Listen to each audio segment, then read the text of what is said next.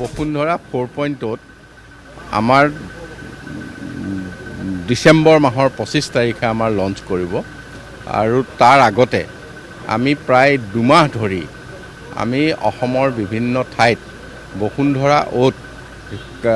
কিখিনি কথা অন্তৰ্ভুক্ত কৰিলে সকলো মাটিৰ সমস্যা সমাধান হয় এই ক্ষেত্ৰত আমি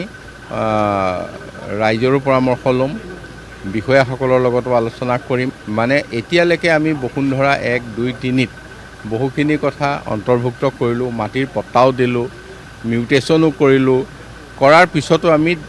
দেখিছোঁ আজিও বহুত সমস্যা মানুহৰ সমাধান হোৱা নাই গতিকে এইবাৰ বসুন্ধৰা 4ত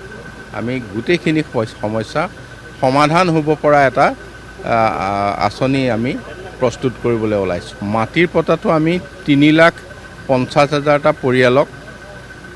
বাগিচাৰ মাটি দিম তাৰ প্ৰায় 1,30,000 মানৰ প্ৰায় আগে বাঢ়িছে আৰু বাকীখিনিও হৈ যাব ইয়াৰ ভিতৰত আৰু বাকী বাগিচাৰ বস্তিত থকা মানুহকো আগৰ যিটো আমি নৰ্মেল প্ৰচেছত মাটি পায় সেইখিনি মাটি দিয়াত আমাৰ কোনো অসুবিধা নাই আমি দিম